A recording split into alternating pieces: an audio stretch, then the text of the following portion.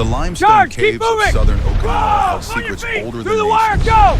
For millions of years, water had carved chambers beneath the coral ridges, creating labyrinths that now sheltered the dying and the desperate.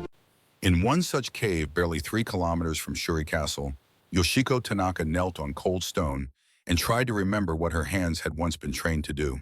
She was 24 years old.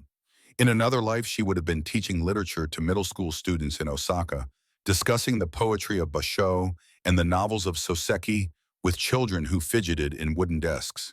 Instead, her hands moved by lantern light, wrapping bandages torn from her own undergarments around the shattered leg of a soldier who would not live to see morning.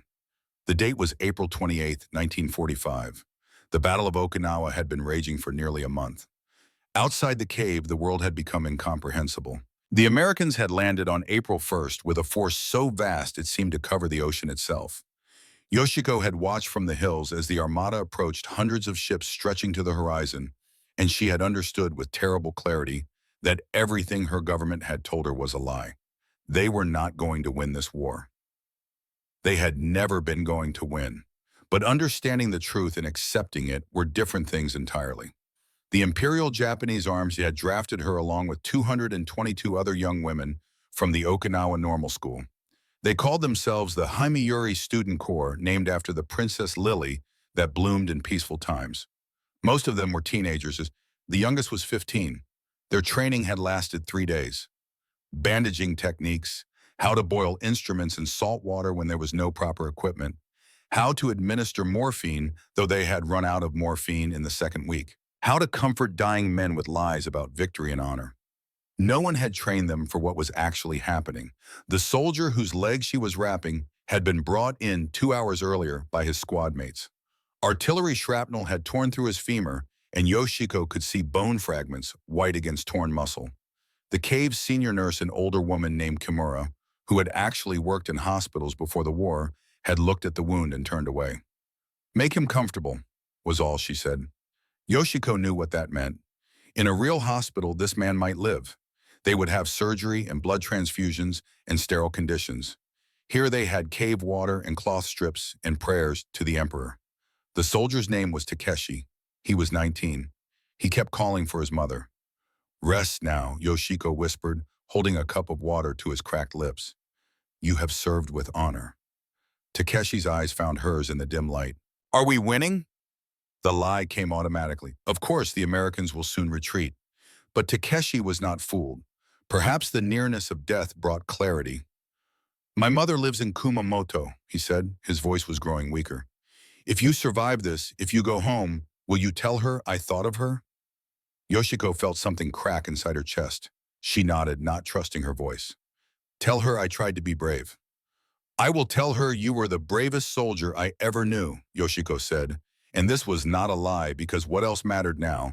Takeshi died 20 minutes later, still calling for his mother. Yoshiko sat beside his body for a long time after listening to the percussion of artillery that never seemed to stop.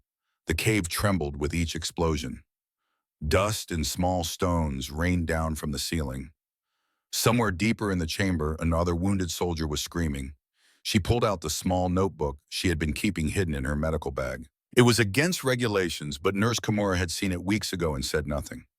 Perhaps she understood that some things needed to be remembered, even if only in secret. April 28, 1945. Yoshiko wrote, "Takeshi died today. He wanted his mother.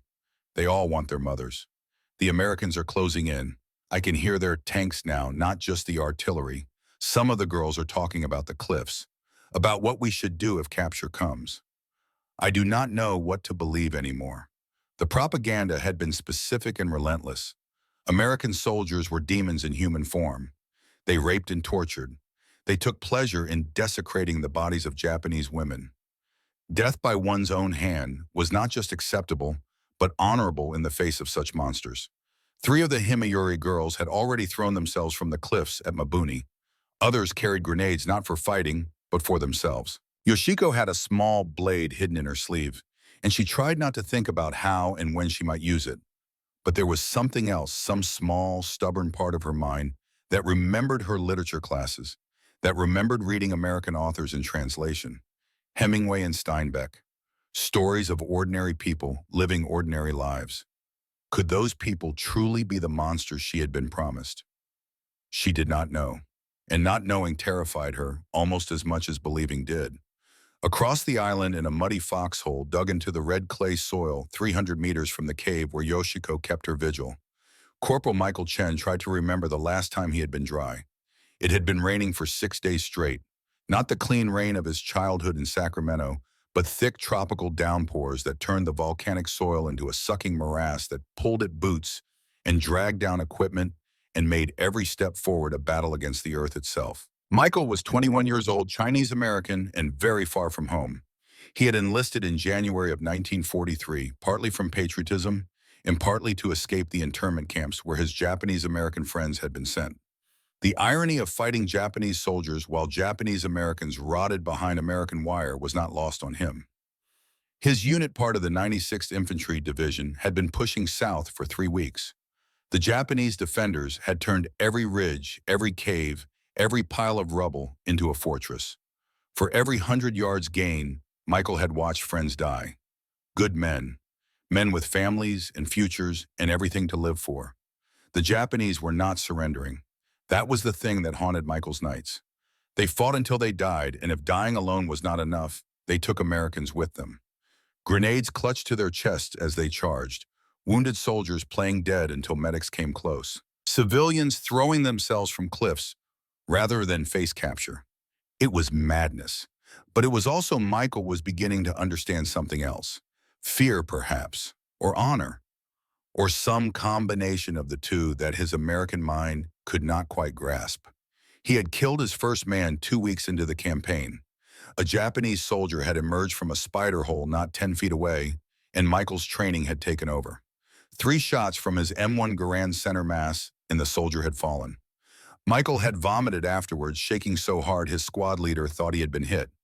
Since then, he had killed others. He did not know how many. He tried not to count. His squad leader, Sergeant Frank Morrison, was from Kentucky and had a philosophy about the Japanese that he shared frequently. They ain't like us, Chen. Don't forget that. They'd rather die than quit, and they'll take you with them if you give them half a chance. Stay sharp, stay mean, stay alive. Michael understood the logic, but he also understood that staying mean required believing the enemy was something other than human. And every time he saw a dead Japanese soldier who looked barely old enough to shave, that belief became harder to maintain. Tonight, they were dug in on a ridge overlooking what intelligence said was a network of cave hospitals.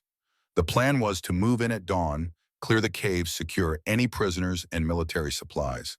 The briefing had been clinical, professional. No one had mentioned that hospitals meant wounded. That wounded meant medics and nurses. That nurses meant women. Michael's platoon lieutenant, a bookish second lieutenant from Boston named David Palmer, gathered the squad leaders after the briefing. Geneva Convention applies, Palmer said quietly. These are medical personnel, not combat troops. Anyone who forgets that answers to me personally. Clear. Morrison spat tobacco juice into the mud. Clear as mud, sir. But if one of them comes at us with a grenade, all bets are off.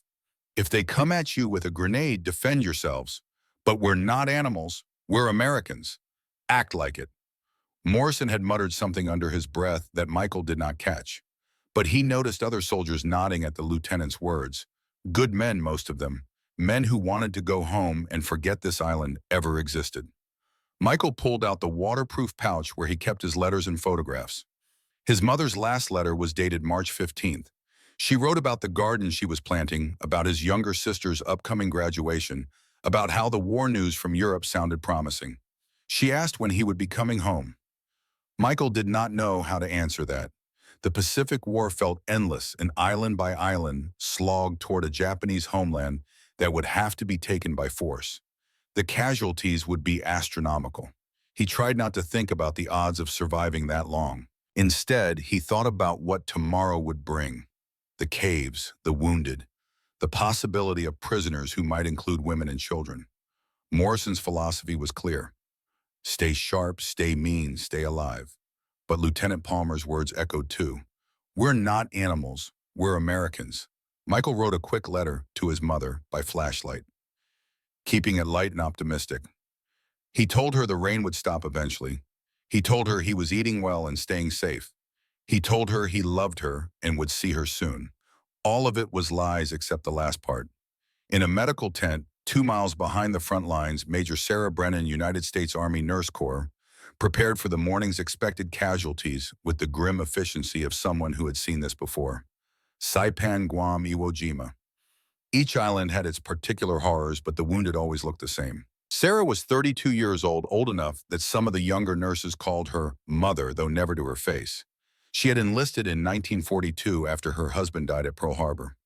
Revenge had motivated her initially, but 2 years of war had burned that out of her. Now she just wanted it to be over. The tent smelled of disinfectant and blood and the particular sweetness of gangrene that no amount of ventilation could eliminate. They had 12 beds, which was a joke because they regularly treated 30 to 40 men per day. The overflow went on the floor. The ones who would not make it went to a separate tent to die with whatever morphine they could spare. Sarah's staff consisted of 3 other nurses, all younger, all dedicated, but increasingly hollow-eyed from exhaustion. They had been at this for 40 days with no break and no end in sight. The battle for Okinawa was turning into the bloodiest campaign of the Pacific War. Her head nurse, Lieutenant Catherine Morris from Georgia, was checking supplies when Sarah entered. "We're low on plasma again, and the morphine shipment that was supposed to come yesterday still hasn't arrived." "It will arrive when it arrives," Sarah said. "What do we have?" "Enough for maybe 20 serious cases. After that, we're improvising." Sarah nodded. Improvising was what they did best. The briefing said they're clearing caves at dawn, medical facilities. "We might get Japanese casualties." Catherine's expression hardened almost imperceptibly. Her brother had died at Bataan. "Orders? Same as always. Treat based on need, not nationality. A wounded man is a wounded man." "And wounded women?" Sarah paused. The question was reasonable. Female prisoners were rare, but the intelligence reports mentioned the Haimyuri Student Corps, young women conscripted as nurses. Girls, really. "Same principle applies. We're medical professionals, not soldiers." Catherine nodded, but Sarah could see the conflict in her eyes. Professionalism versus personal grief. It was a line they all walked every day. That night, Sarah could not sleep. She lay on her cot listening to the artillery and thinking about the young women who might be in those caves. What would they think when Americans came? What stories had they been told?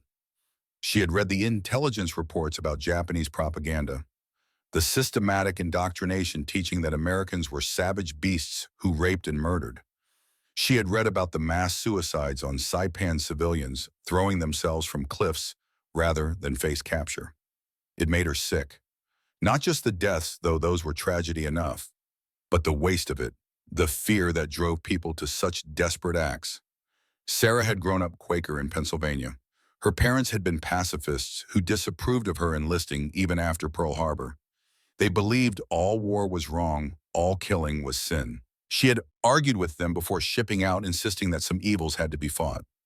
Now, 3 years later, she was not sure what she believed anymore, except that suffering was real regardless of which flag you saluted, and healing was the only moral choice left to her. Tomorrow, the caves would be cleared. Tomorrow, she would probably treat Japanese wounded alongside American. Tomorrow, she would have to look into the eyes of young women who expected to be monsters and show them something different. Whether that would be enough to matter, she did not know. But she would try. Because what else was there? Dawn came to Okinawa on April 29th with the subtlety of artillery fire. The rain had stopped sometime during the night, leaving everything coated in mud that steamed as the sun rose. Michael Chen crouched at the edge of the ridge, watching smoke rise from the valley below where the caves waited. The assault began at 0600 with a barrage designed to suppress any defenders. Michael knew that caves were nearly impossible to destroy with artillery, but the noise and fury served another purpose. Psychological, breaking the will to resist. His squad moved out at 0630, advancing in short rushes from cover to cover. Morrison led with Michael and 4 others following. Lieutenant Palmer coordinated from 50 yards back, radio operator beside him hauling in adjustments to the supporting fire. They reached the first cave entrance by 0700. Morrison tossed in a grenade, waited for the explosion, then went in with flashlight and pistol drawn. Michael followed M1 ready, heart pounding so hard he could feel it in his temples. The cave was empty except for abandoned medical supplies.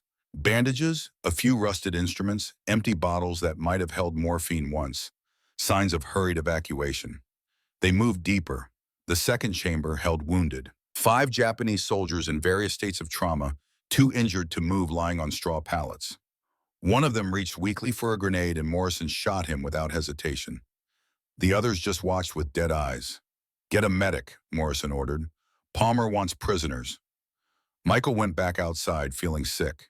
The wounded man Morrison had shot could not have been more than 18. The grenade was still in his hand, but Michael did not know if he would have actually used it or just wanted to die with some dignity. It did not matter now. Deeper in the cave network, Yoshiko heard the explosions and knew it was over.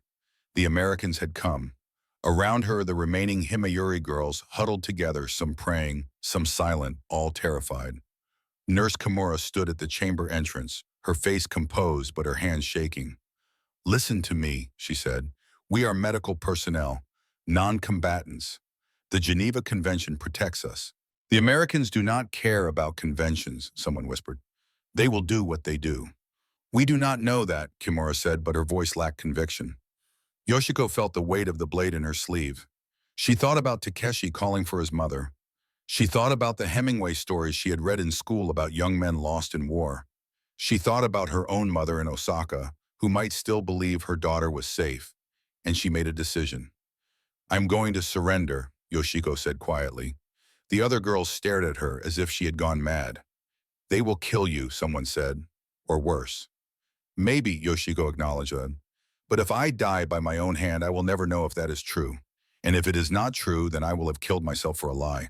She stood up, her legs shaking so badly she could barely walk. Nurse Kimura grabbed her arm. "Think about this." "I have thought about nothing else for days."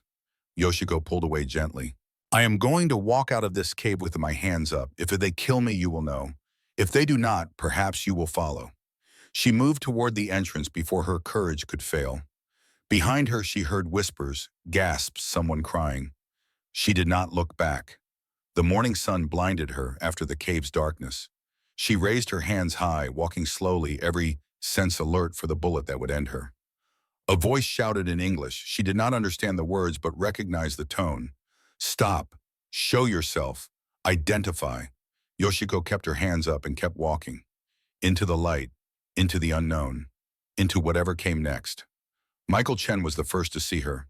A small figure emerging from the cave, mouth hands raised, wearing what looked like a nurse's uniform, stained with mud and blood.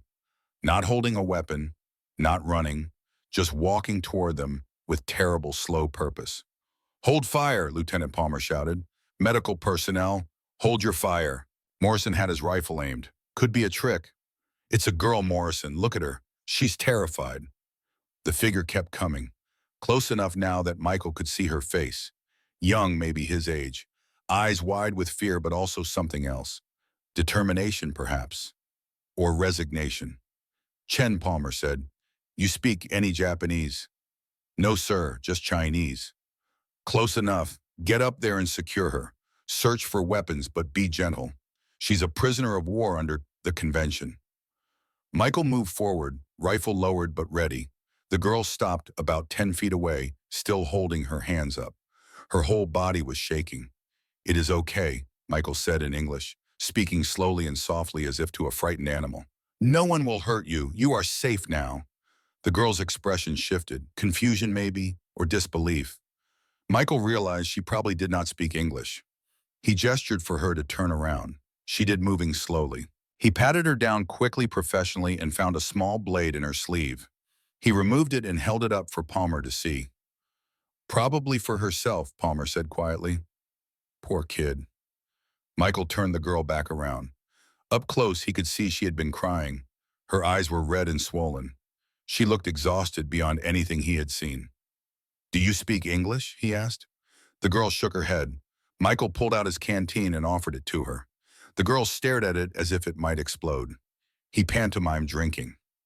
After a long moment, she accepted the canteen with trembling hands and took a small sip.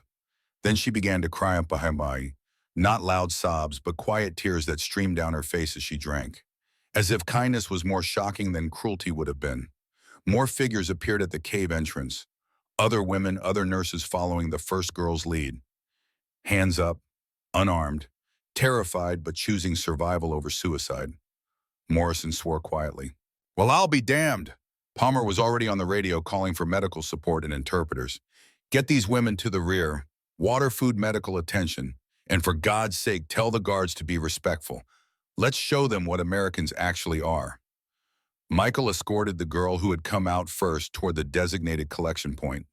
She walked beside him quietly, occasionally glancing up, as if still uncertain whether this was real or some elaborate trap. He wished he could tell her that she was safe, that the worst was over, that the monsters she had been promised did not exist. But he could not speak her language, and she could not speak his. All they had was this moment, this walk through mud and rubble, this small act of choosing humanity over hate. It would have to be enough. The war would continue. More would die. The atomic bombs were still months away. But in this moment on this ridge, one young woman had chosen trust over fear, and one young soldier had chosen mercy over vengeance. It was not much, but it was something. And sometimes something was all you could hope for. The prisoner of war camp at Kadena had been built in 3 days on land that 2 months earlier had been a sugarcane field. Now it held over 5,000 Japanese prisoners, mostly soldiers, but also an increasing number of civilians caught in the battle's final days. The Himeyuri nurses occupied a separate compound within the larger camp, surrounded by barbed wire and watched by guards who had been specifically instructed about the Geneva Convention and what would happen if they violated it. Yoshiko Tanaka had been a prisoner for 11 days. The routine was simple and strange. Wake at dawn, roll call, breakfast of rice and tinned meat that tasted like nothing she had ever eaten. Work detail, usually laundry or food preparation. Lunch, more work, dinner. Evening roll call, lights out at 2100. No one had heard her. No one had even touched her inappropriately. The guards kept their distance, some looking uncomfortable, others curious, a few hostile but restrained by the camp's commanding officer who took the rules seriously. It was disorienting. Everything she had been taught said this should not be possible. American soldiers were supposed to be animals. Yet they brought food and water. They provided medical care for the girls who were sick. They had even erected a shelter against the spring rains. The cognitive dissonance was overwhelming. Either her entire education had been a lie, or this was an elaborate deception before the real horrors began. Yoshiko did not know which frightened her more. On her 12th day in captivity, everything changed. The guards had set up an interview station near the camp administration building, a simple tent with a table and chairs where intelligence officers questioned prisoners about Japanese defenses and military positions. Yoshiko had been through 2 sessions already. The questions were professional. The interpreter, a Nisei soldier who spoke perfect Japanese but whose eyes held sadness when he looked at the prisoners. Today was different. Today, when Yoshiko was brought to the tent, there was a woman waiting. She was American, clearly tall and fair-haired, with the confident bearing of someone used to authority. But she wore a medical uniform, not military, and her expression when she looked at Yoshiko was not interrogation but concern. "My name is Major Sarah Brennan," the woman said through the Nisei interpreter. "I am a nurse like you. I would like to talk to you about medical matters, not military ones. Is that acceptable?" Yoshiko nodded slowly, still wary. Sarah gestured to a chair. "Please sit. Would you like water, tea, if we have any?" The interpreter relayed this. Yoshiko sat but shook her head about the drinks. Accepting hospitality felt like betrayal, though she could not articulate of what or whom. Sarah seemed to understand the hesitation. She sat down across the table, her posture open and non-threatening. "I have read the reports about the Himeyuri Student Corps. Young women drafted to serve as nurses with minimal training, sent into combat zones. That must have been terrifying." Yoshiko said nothing. The interpreter waited patiently. Sarah tried again. "In my country, we have military nurses too, women who volunteer to serve. But we train them properly. We give them the equipment they need. We try not to put them in situations where they will be killed." She paused. "I am sorry that your government did not do the same for you." Something inside Yoshiko cracked. This American nurse, this enemy, was apologizing to her for her own government's failures. "We served the emperor," Yoshiko said quietly. The interpreter translated. "I am sure you did. with great courage. Sarah's voice was gentle. But courage does not require suffering. You should have been protected, not used. Yoshiko felt tears threatening and fought them back. Why do you care? We are your enemies. You are my patients, Sarah corrected. Or you would be if you needed medical attention. Are any of the girls sick? I have noticed some coughing in the compound. Masako has what you might call tuberculosis. Yuki has an infected wound on her leg that will not heal. Chio cannot keep food down and grows weaker every day. Sarah was already taking notes. I will examine them this afternoon. We have antibiotics, real food proper bandages. They do not have to suffer. Why? The question burst from Yoshiko before she could stop it. Why are you being kind? We are Japanese. We killed your people. You should hate us. Sarah set down her pen and looked directly at Yoshiko. Some Americans do hate you. The ones who lost family, the ones who saw friends die. Their hatred is understandable. But hatred is not policy. My job is to heal people, not to judge them. And you are not the enemy. The war is the enemy. You are just another victim of it. The interpreter translated this carefully, and Yoshiko heard the conviction in Sarah's voice, even through the language barrier. I do not understand America, Yoshiko admitted. In Japan, enemies are enemies. There is no mercy in defeat. Then I am sorry for what Japan has taught you, Sarah said, because mercy is what separates civilization from barbarism. And if we lose that, the war has defeated us all, regardless of which flag flies at the end. For the first time since her capture, Yoshiko felt something other than fear or confusion. She felt the faint stirring of hope, dangerous, fragile hope that perhaps the world could be different than she had been told. Across the camp in the guards' barracks, Michael Chen was learning a different lesson about translation. He had been assigned to guard duty at the women's compound on a rotating basis. The work was boring but tense. The prisoners watched the guards with the same wary fear that the guards watched the prisoners. No one quite trusted the situation. On his fifth shift, Michael noticed one of the girls standing near the wire fence, looking out toward the ocean. She was small and thin, with short, dark hair and a haunted expression that reminded him of refugees he had seen in photographs from Europe. He did not know why he spoke to her. Maybe boredom, maybe curiosity, maybe the same impulse that had made him offer water to the first girl they had captured. Nice view, he said in English, knowing she would not understand, but somehow needing to break the silence. The girl turned, startled. She looked at him for a long moment, then said something in Japanese. Michael shook his head and pointed to himself. English, sorry. The girl seemed to think about this. Then she pointed to the ocean and said, Umi. Michael understood. Ocean, sea. Ocean, he repeated in English, pointing the same direction.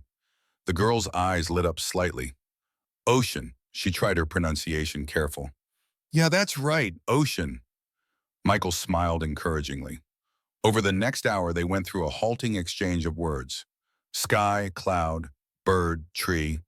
The girl was intelligent, catching on quickly, and seemed almost hungry for the distraction. Michael found himself enjoying the challenge of communication without shared language. When his shift ended, he realized he did not know her name. He pointed to himself. Michael, the girl pointed to herself. Yoshiko. Yoshiko, Michael repeated, trying to get the pronunciation right. Nice to meet you, Yoshiko. She did not understand the phrase, but she smiled slightly. It was the first time Michael had seen any of the prisoners smile.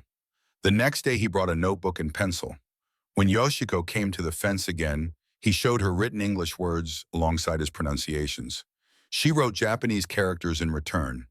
They had no common written language, but the act of trying to communicate seemed important to both of them. Other guards noticed. Some thought Michael was foolish, wasting time on the enemy. Others, including Sergeant Morrison, were more pragmatic. Keep it up, Chen, Morrison said. Command wants us to show these folks we're civilized. Teaching them English is about as civilized as it gets. Lieutenant Palmer actively encouraged the interaction. He started bringing books from the small library that had been established for American personnel. Simple books. Children's books sometimes with pictures and basic vocabulary. If they're going to be repatriated, eventually speaking English might help them, Palmer reasoned. And if they stay, they will need it. Either way, learning is better than sitting around in fear. Yoshiko proved to be an excellent student. Within 2 weeks, she could handle basic conversations. Within a month, she was helping other girls learn.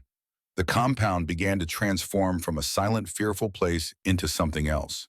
Not comfortable, never that, but less like a prison and more like a strange kind of school. The breakthrough came on June 7th, nearly 6 weeks after Yoshiko's capture. Sarah had been treating Masako for tuberculosis, bringing medicine daily, and monitoring her progress. The girl was improving, gaining weight, coughing less. It was undeniable medical success. But Masako was also the most hostile of the prisoners. She refused to speak to Sarah directly, answering questions only through interpreters, and even then with obvious reluctance. She wore her hatred like armor. On June 7th, Masako collapsed during work detail. Heat exhaustion compounded by her weakened state. Sarah was called immediately and arrived to find the girl unconscious on the ground. Other prisoners clustered around her in panic. Sarah went into automatic medical mode. Check breathing, check pulse, get her into shade, cool her down, start an IV for fluids. The prisoners watched with wide eyes as Sarah worked with quick efficiency, barking orders at her assistant nurses. 20 minutes later, Masako opened her eyes. She looked up at Sarah, confused and disoriented. "You are going to be fine," Sarah said gently through Yoshiko, who had become the camp's unofficial translator. "Heat exhaustion. You need rest and fluids." Masako's eyes filled with tears. "Why do you keep saving me?" Sarah paused in adjusting the IV line. "Because that is what doctors do. We save people." "But I hate you. I hate all Americans. My brother died at Iwo Jima." "I am sorry for your loss," Sarah said quietly. "Truly, but your brother's death does not require your death. And my job does not change based on whether you hate me. Healing is not conditional." Masako turned her face away, but she did not pull away from Sarah's care. It was a small thing, but it was something. That evening, Yoshiko asked Sarah a question that had been building for weeks. "In America, how do you decide who deserves help?" Sarah considered this. They were in the medical tent, Sarah cleaning instruments, while Yoshiko helped a routine that had developed naturally over their many conversations. "Everyone deserves help," Sarah said. "That is the principle anyway. In practice, we fail sometimes. We have prejudice, racism, inequality. We are not perfect, but the ideal is that human dignity is universal." "Japan teaches that only Japanese have true souls," Yoshiko said quietly. "That other people are lesser. That is why we could justify the war. But if that is false, if you are humans too, then everything we did was wrong." "Yes," Sarah said simply, "it was wrong, but that does not make you wrong, Yoshiko. You were taught lies. Recognizing them now takes courage." Yoshiko was quiet for a long time. Then she said, "I want to help. When girls come in from other camps, other caves, they will be afraid like I was. I can tell them it is safe. I can translate. I can help them understand." Sarah put down the instrument she was cleaning and looked at Yoshiko fully. "You are willing to do that, to be a bridge between your people and mine." "I am willing to try." "Then I would be honored to work with you." They shook hands American style. Yoshiko's hand was small and Sarah's larger one, but her grip was firm. A partnership born from the ruins of war, fragile but real. Over the following weeks, Yoshiko proved invaluable.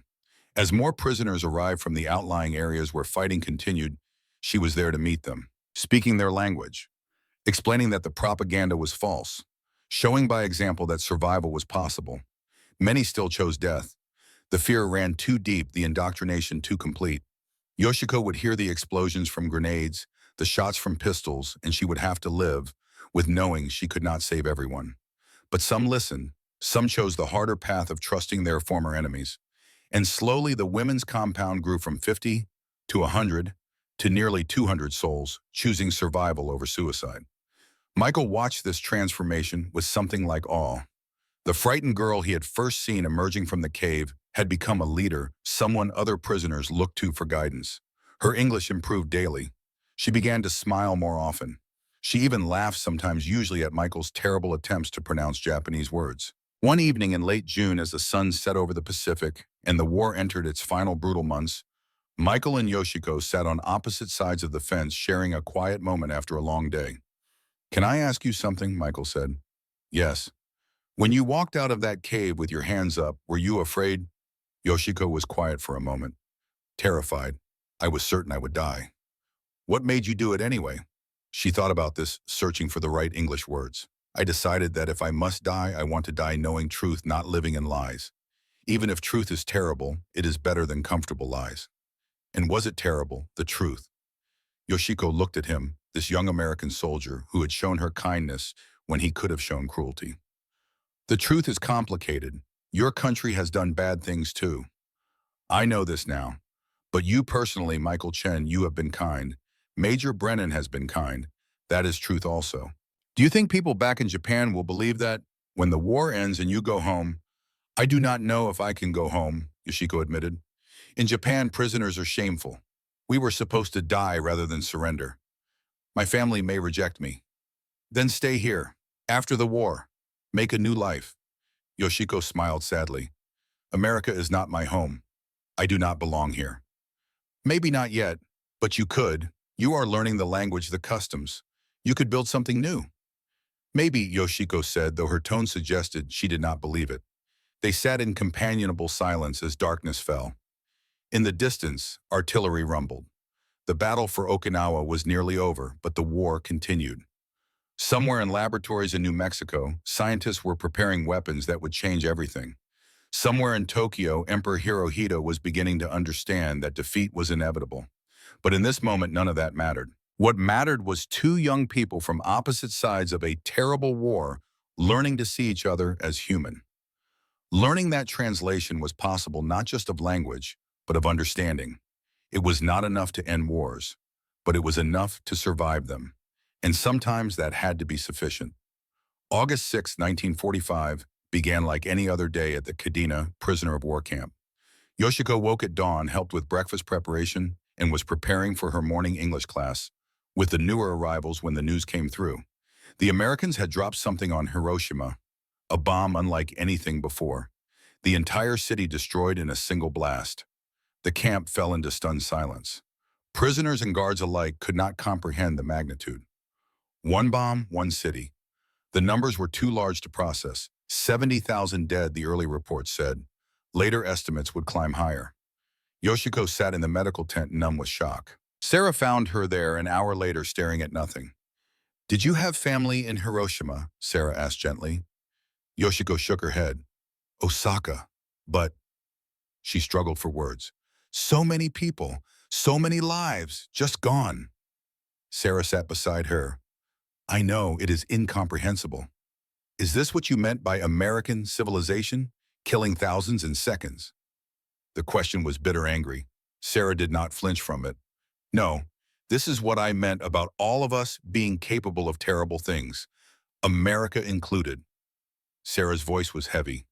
The men who designed that bomb are probably telling themselves it will save lives by ending the war. Maybe they are right.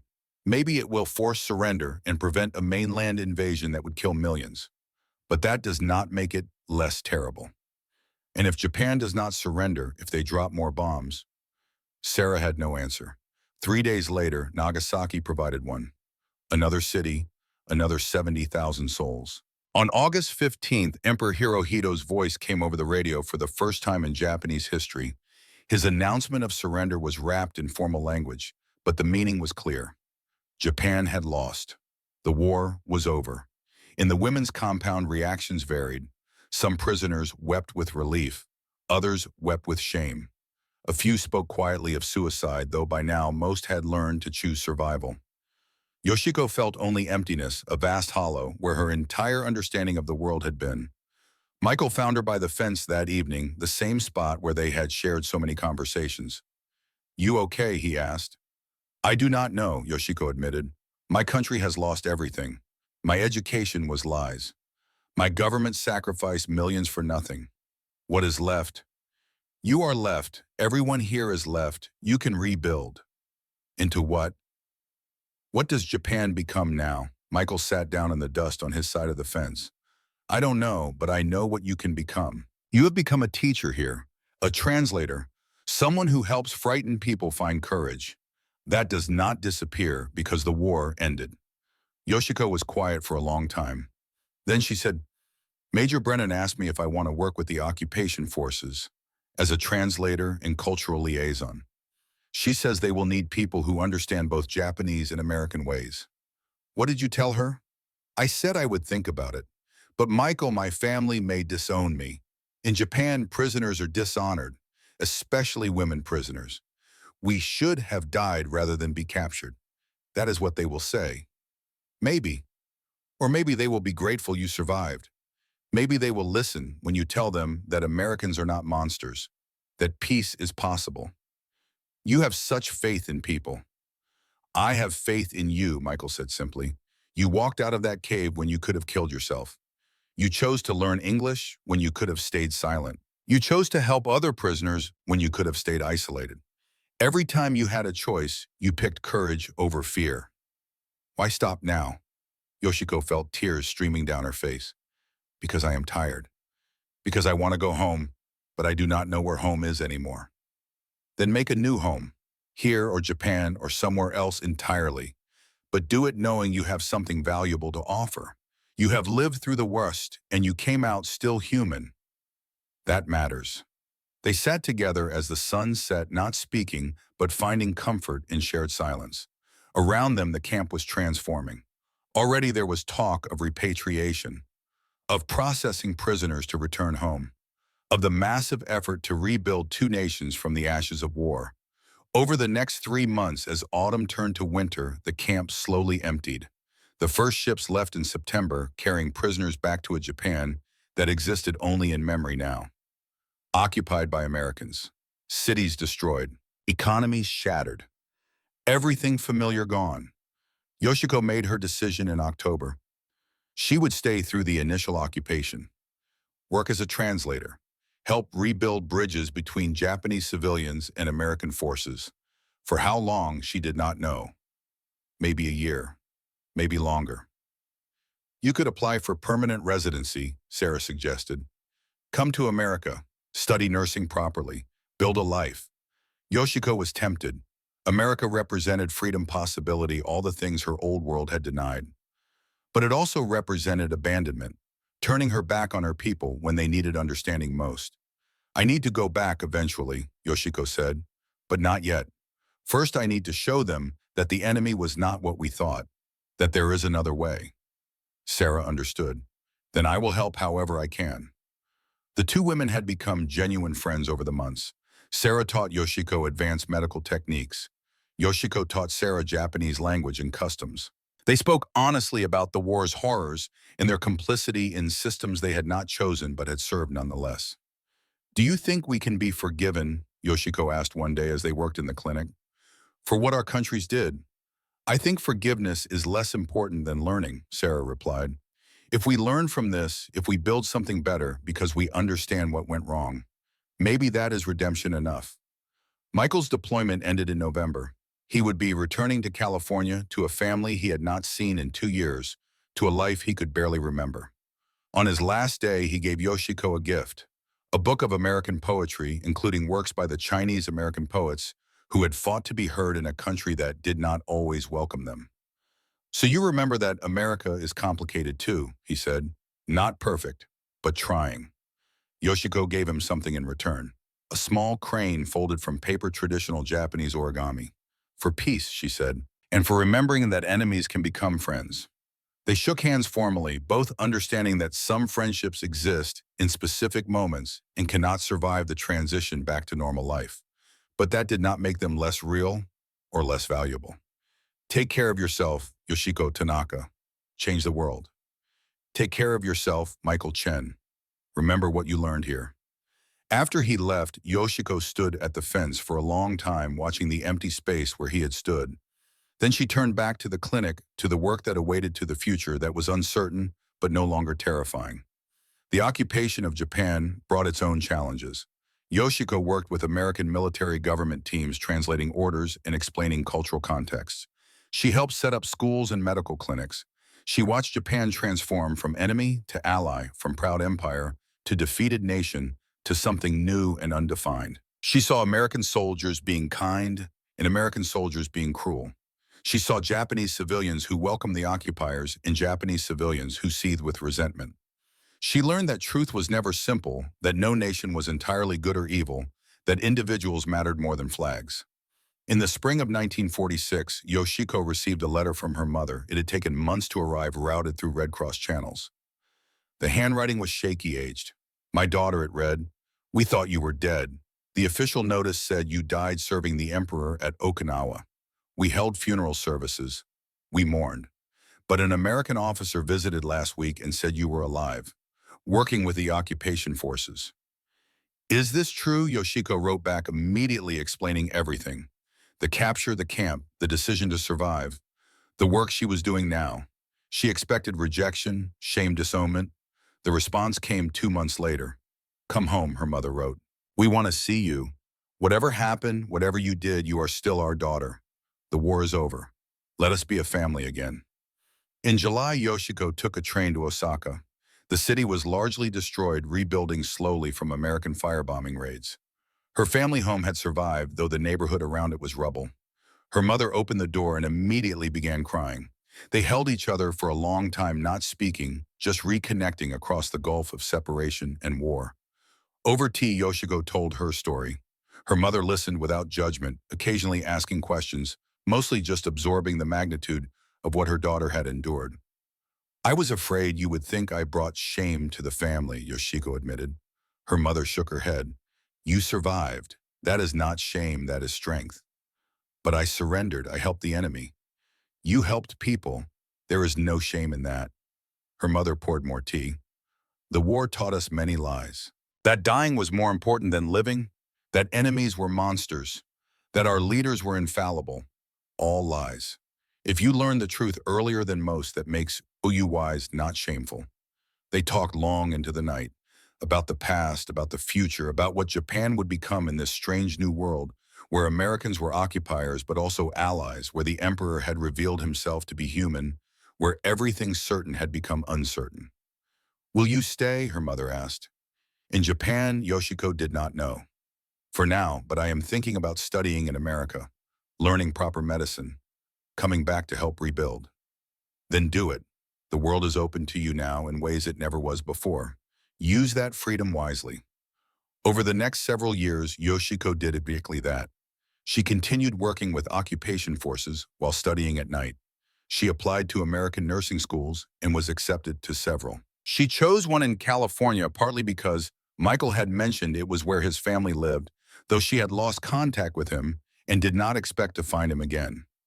In 1948, she boarded a ship to America, this time as a student, not a prisoner. The journey took 2 weeks.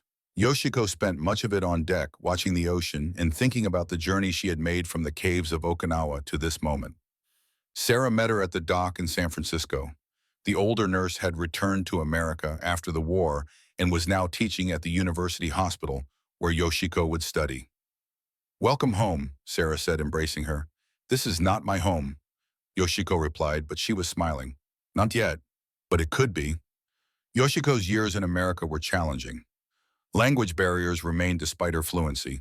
Cultural differences created constant misunderstandings. Some Americans treated her with suspicion or hostility, unable to separate her from the wartime enemy. Others were kind but patronizing, expecting her to be grateful for every small courtesy. But she persevered. She excelled in her studies. She became a registered nurse in 1951, specializing in trauma care. She worked at veterans' hospitals treating American soldiers wounded in Korea, the next war in the endless cycle. Some of the veterans recognized her accent and refused her care. Others did not care. One elderly man, a survivor of Bataan, asked her where she was from. When she told him, he was quiet for a moment. Then he said, "War is over now. You did not torture me. I appreciate the good nursing." It was not forgiveness exactly, but it was acknowledgement of shared humanity. It was enough. In 1953, Yoshiko was invited to speak at a conference on war trauma and cultural healing. The audience was mostly medical professionals, but there were also veterans and peace activists and people simply interested in understanding. She told her story. The cave at Okinawa, the surrender, the camp, the choice to survive and learn rather than die in ignorance, the work of translation and bridge building. After her talk, a man approached her, older now but still recognizable. Michael Chen. "I heard you were speaking," he said. "I had to come." They embraced, laughing and crying at the same time. He had returned to school after the war, become a teacher, married a Japanese-American woman whose family had been interned during the war. They had 2 children. I never forgot what you taught me, Michael said, about choosing courage, about translation being possible. I have spent 10 years teaching high school students that enemies are just people we have not understood yet.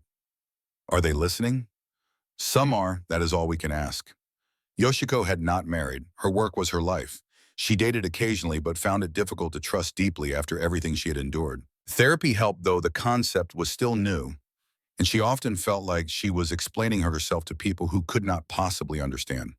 But she built a life. She had friends, colleagues, purpose. She returned to Japan regularly, maintaining connections even as she put down roots in America. She existed between worlds, belonging fully to neither, but finding value in that liminal space.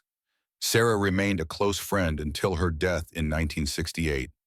At the funeral, Yoshiko gave the eulogy, speaking about the nurse who had shown her that healing was the only appropriate response to suffering. She could have hated us, Yoshiko said to the gathered mourners. Her husband died at Pearl Harbor. She had every reason to see Japanese prisoners as the enemy, but she chose to see us as patients, as people. That choice saved my life. Not physically, though she did that too, but spiritually. She showed me that the monsters I feared were human, and in doing so, she showed me that I was human too. The 1970s brought a reckoning for both nations. America grappled with Vietnam, another war in Asia, another failure to understand the people they fought. Japan grappled with its own war guilt, slowly acknowledging atrocities that had been hidden or denied. Yoshiko watched all of this with the weary wisdom of someone who had lived through one war and understood that humanity seemed incapable of learning from its mistakes. But she also saw progress. She saw Japanese Americans who had been interned during the war fighting for recognition and reparations. She saw Vietnam veterans organizing for peace. She saw young people from both countries building friendships and partnerships that crossed the old divides. In 1985, on the 40th anniversary of the war's end, Yoshiko was invited to speak at a memorial service on Okinawa. She had not returned to the island since her capture. The cave where she had worked was now a memorial site, preserved, sanctified, a reminder of what had happened there. Yoshiko stood at the entrance, remembering the darkness and fear and the choice she had made to walk into the light. She spoke to students from both Japan and America about the Himeyuri Student Corps, about the 222 young women who had been drafted to serve, about the 123 who had died, most by their own hands, rather than face capture. They were told that death was preferable to dishonor, Yoshiko said. But what they were not told is that survival takes more courage than suicide, that living with difficult truths takes more strength than dying for comfortable lies. Those who died were not cowards, but those of us who survived were not cowards either. We chose the harder path. After the ceremony, a young Japanese woman approached her. She was a student at the university studying to be a nurse. My grandmother was in the Himeyuri Corps, she said. She survived too. She has never spoken about it. But I want to understand. Can you help me? Yoshiko took the young woman's hand. I can try. They sat on a bench overlooking the Pacific, and Yoshiko told the stories. Not just her own, but those of the girls who had not survived. The names and faces that haunted her still. The moments of courage and despair. The weight of survival when so many had not.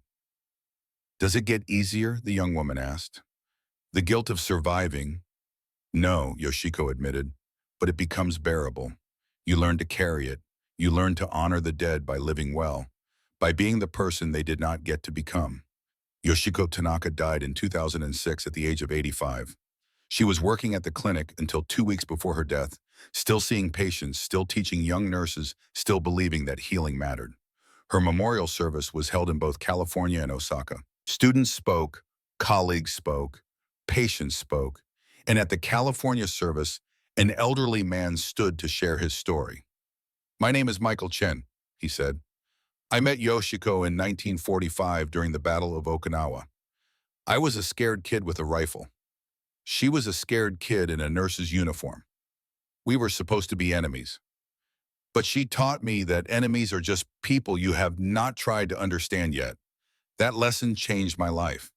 He held up a paper crane yellowed with age but still intact. She gave me this 61 years ago, for peace, for remembering. I have carried it every day since. and I will carry it until I join her wherever we go when this life ends. Because some friendships transcend war. Some lessons transcend nationality.